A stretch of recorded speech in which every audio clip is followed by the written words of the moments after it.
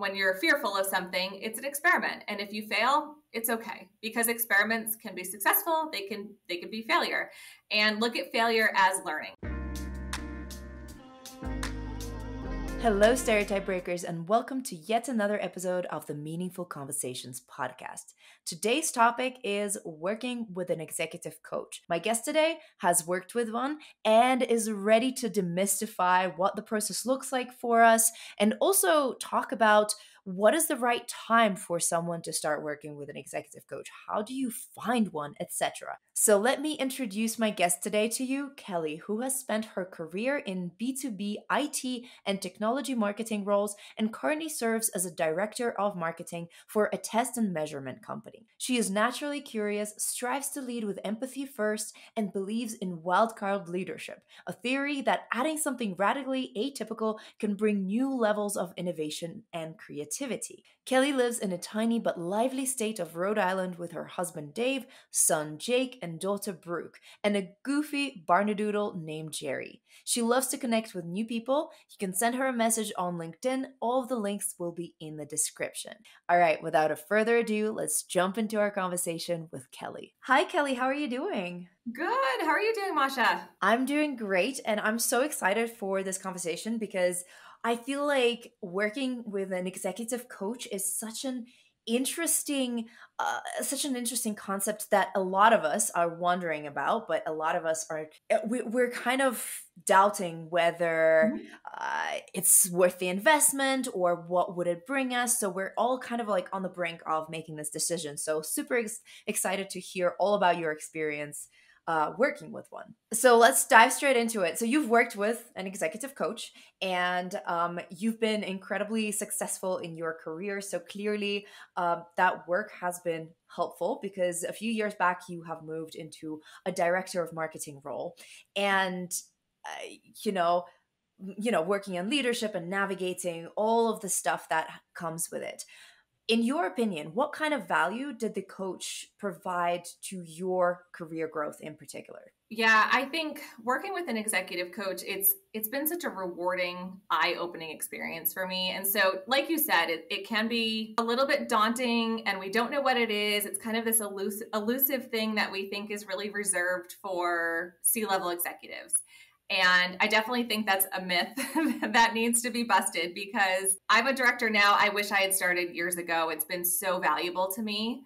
And I think having a coach, it's really, I compare it to other things in life, a therapist or someone else that can really help with financial planning. I view it as the exact same resource. And it's really just an unbiased third party who has a lot of training and experience either in your industry or in tackling specific challenges that you're facing. And so I think it's always been nice to work with family and friends and get different perspectives from colleagues and peers, but I really miss kind of that neutral third party. And the value that I see from a coach too is that it's really helped hone my own problem solving skills. So when I go to my coach, I'm not saying, hey, I have this problem. Now, can you help me solve it? She actually asked me incredibly thoughtful questions that lead me to find the answer.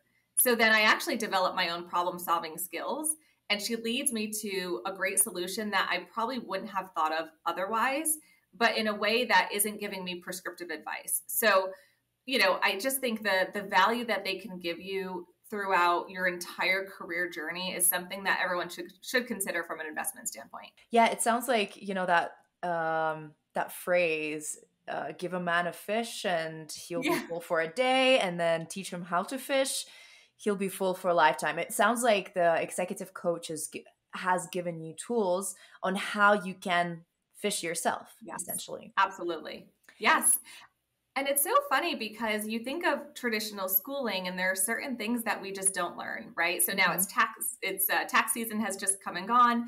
You think of things that you don't learn in school that would be so useful to your normal day-to-day adult life, and career coaching, career planning, executive coaching, all of that falls in line. And so it's just another natural resource that you need in your adult professional life.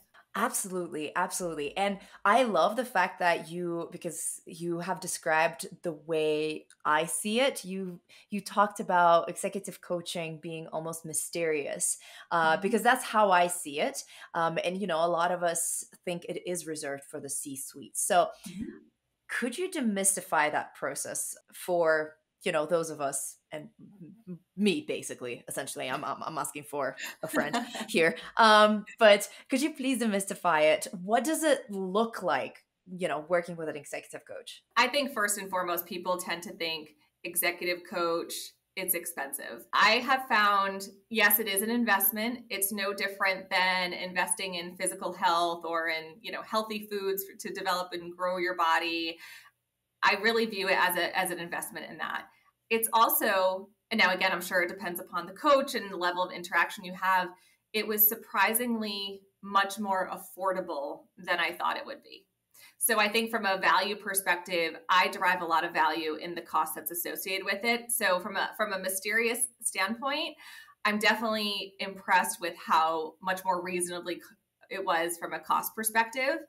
But I also think there's a little bit of intimidation that comes from it. It's intimidating to reach out to someone and raise your hand and say, I need help. How do I figure out my career and where I'm going and these issues at work or these challenges?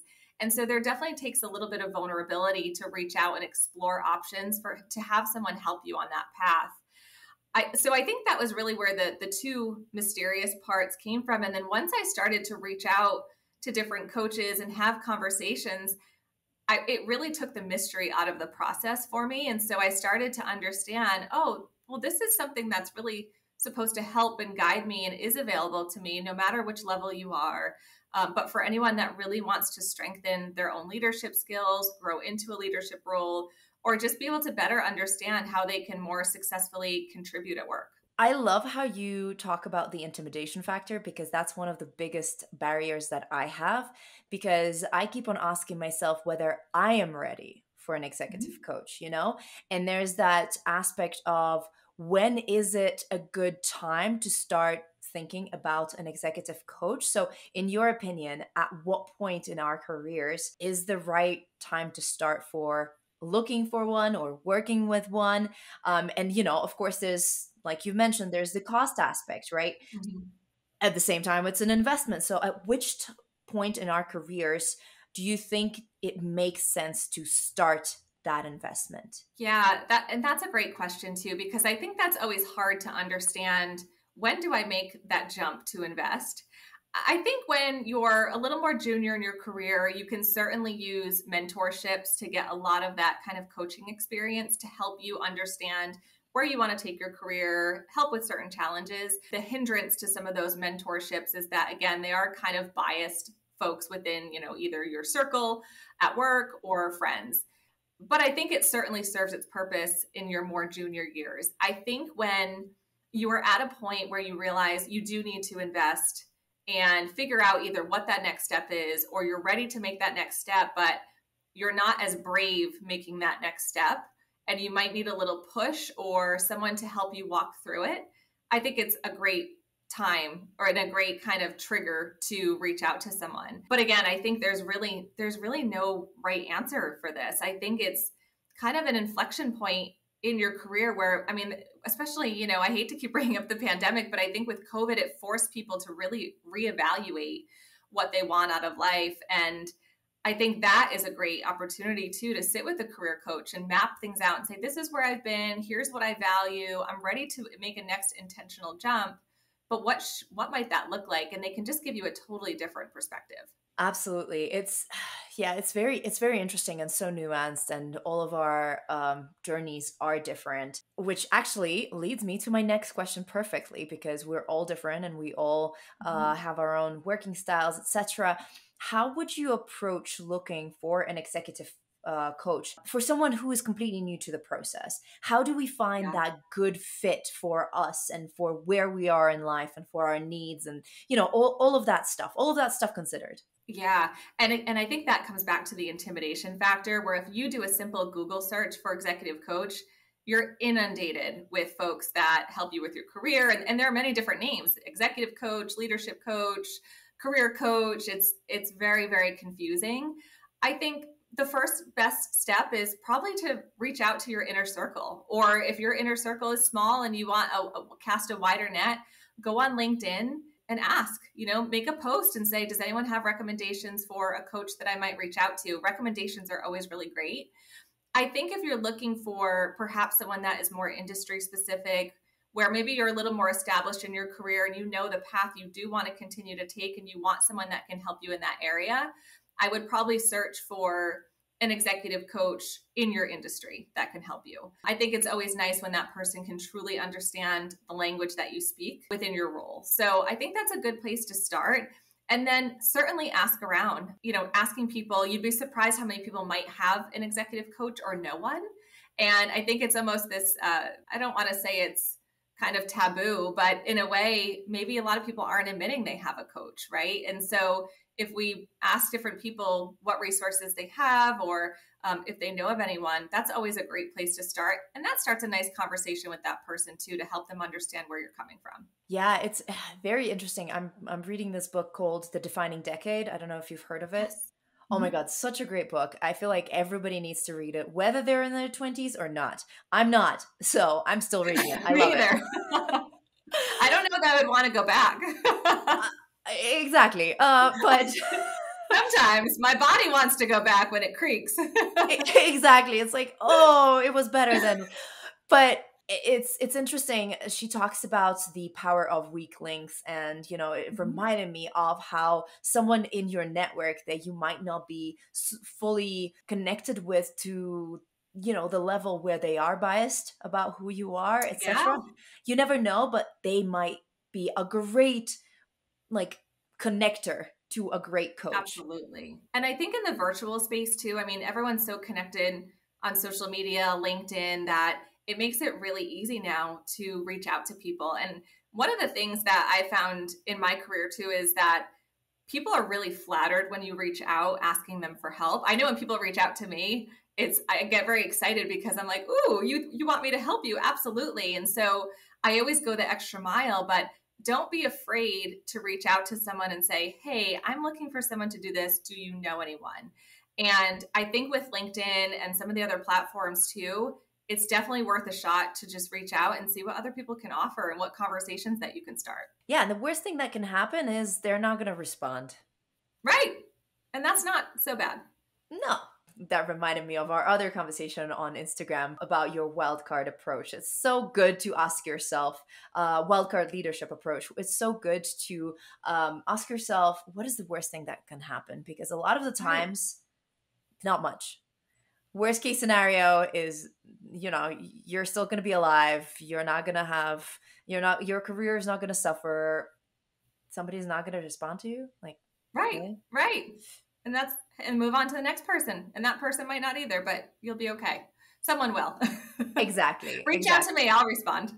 Yes. Okay, perfect. Well, the link to your LinkedIn will be in the description. So just awesome. Reach out to Kelly if you have any questions.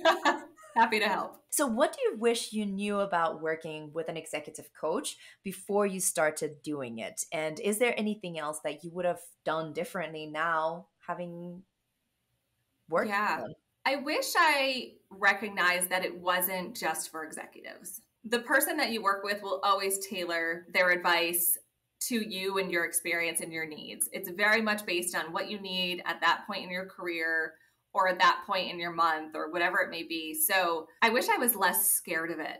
So I wish I was a little bit more brave going into it and looked at it years ago, because I think it would have continued to help me figure out where that next right step is. I think I've made some pretty good next right steps, but I think having that voice and that validation really would have helped. And that probably goes in part to what I would have done differently. But I think I wish I had known too that, again, it's not reserved just for executives. It's really for people in different parts of their career, and that the help that they can provide you it's unmatched. And they're not going to, I think the expectation is too, they're not going to tell you what to do. They're going to ask probing questions so that you get to the point where you find the solution. And that to me has been the best part of the process, because then I know some of the questions to ask myself when I'm stuck. and then I get myself to that right answer. And so just from a problem solving capability, it's really helped hone those skills for me. Yeah, I read a book called The Coaching Habit, and it was talking Yes. about. Have you read it? Yes. Yep. It's phenomenal. And It's great. I need to reread it once again just because I feel like a habit is something that we need to work on day and night.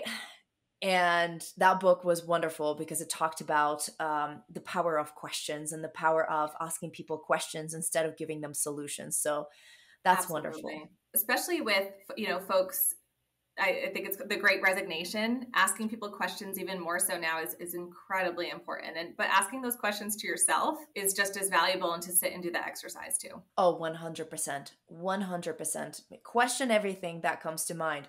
Oh, you're afraid of doing this? Why? What's the worst thing that can happen? Right. Exactly. Exactly. And if you're afraid of it, you should probably do it. Exactly. A lot of the times our fears are indicators of where we should be going because that's probably 100%. the area with the most growth potential for us. Absolutely. Yes. And it's funny. So when you talk about the research that you're doing, I know you're focusing a lot on biological clocks and careers and children. And I have I call them little ones. They're not so little anymore. They're 6 and 8, but I always frame things as, and you could apply it to anything, but would my daughter be proud of my decision? What would I want my daughter to be?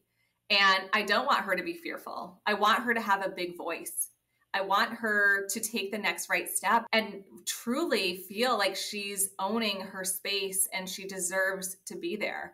And so I'll look and actually have a note from her on my desk, and it's like, great job, mama. And I want to make her proud every day of my life, and that she can truly do anything that she wants to do. And so fear is something that I've had to reconfigure what that means to me. And to me, it means I have to do it. That is so beautiful. I have goosebumps all over me right now just thinking about that. And that is amazing. That is what a way to reframe something that is scary by definition, Yeah, by a dictionary lot is scary. definition, Yeah. and turn it into something powerful that drives you. Yeah. So, my final question for you, and I feel like this conversation has been the perfect build up for this. So, what are your three biggest tips or biggest pieces of advice for women who are trying to get ahead in their careers? I'll speak for myself, but I trust others more than I trust myself sometimes. And that has definitely been a muscle I've had to build, and kind of that fake it till you make it and trusting myself. And there are times when I will second guess, or I'll say, well, maybe not, maybe that wasn't the right answer. I've learned to have to just go with it, right? Make a decision, layer some trust on it, and go forward. And I think that's one of the biggest pieces of advice is, if I look back on my career, I wish I had trusted myself more, because I think I would have leaned into fear a little bit more. I would have been more confident in some of my decisions. And so that to me, I think is just one of the biggest things, is truly trust yourself. That's one of the things my coach actually said to me, and it sounds so basic, but I think when you have a third party say that, just trust yourself. You're on the right path. You can make these decisions. It's different than my husband saying that to me, or my best friend saying that to me, or my parents saying that to me. It's just a different voice that says, oh yeah, I can trust myself. So I think that's the first one. I think the second one is, look at everything as a fun experiment. So when you're fearful of something, it's an experiment. And if you fail, it's okay, because experiments can be successful. They can be failure. And look at failure as learnings, right? So I think in a previous Instagram live, you talked about failing up. And failing up is exactly what we have to look at as failure, because if you don't take that risk, you don't learn, right? You just stay right on that stair and you don't progress. And learnings and failures and all of that is totally okay. Just reframe failure as an experiment, and that makes it a lot less intimidating. And then I think the last one is, it's that wildcard leadership, right? I think you take experiment and you take trust and you combine it and you throw those wild cards into different aspects of your life. Because as we get older, research shows that we take less risk. And so naturally we play it safe, we play it small, our voice gets smaller. But that's not actually how we grow. We grow with risk, we grow with playing big. And so what I've started to develop is, really thinking, how can I throw these little pieces of risk in a safe way into everything that I do so that I can see very safely how things would be different, how things might be more creative. And so we spoke about the example previously about the shirt exercise, and it's a really small example. It's actually probably a no risk example, but I would online shop. I would see, my wardrobe is black, gray, and white. And I would look through all these shirts. This shirt would be great on someone else. And I'd scroll past it. And I thought, well, what if I did something just a little bit differently? And I tried it and I put it in my cart, shipped out to me. I tried it on and I loved it. And there was very little risk in that other than just putting it in my cart and paying for it. But I applied that theory to other parts of my life. And as I started to add those little tiny wild cards, different things started to happen. Processes were changed. Projects were more creative. People were more collaborative.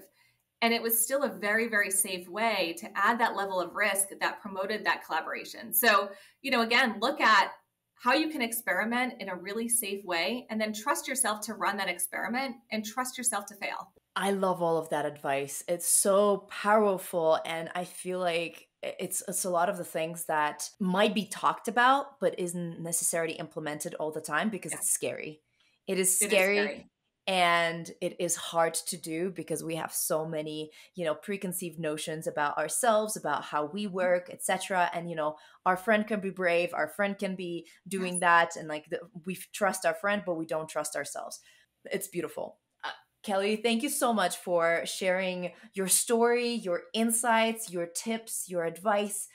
It's been so powerful, and I'm sure that all of the people who are watching this have taken away something, at least one thing that they have taken away from this. And I really hope that it's going to be turned into action in their lives. Me too. So, thank you so much. Thank you so much, Masha. I so appreciate you having me. It's been so much fun, and I appreciate it.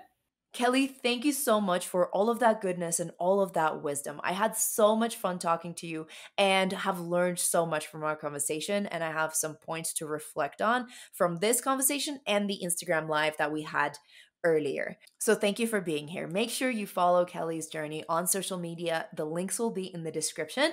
And let me know what you thought about this conversation, what you think about working with an executive coach yourself, if it's something that's on your radar right now, or if you're doubting, just like me, if you're kind of like, am I ready? Like, what are your thoughts on the topic? Let me know in the comments or by shouting us out on social media. You can find us as Stereotype Breakers or Stereotype Brokers on Twitter. And of course, like this video, share it with your friend who is also thinking about the process or who could benefit from working with an executive coach, because let's just be honest, everybody could. And of course, subscribe to this channel on YouTube and in the podcast land, in the podcast platform of your choice. We can also be friends on other social media. As I said already, you can find us as Stereotype Breakers. Have a wonderful time today you're currently experiencing. Bye.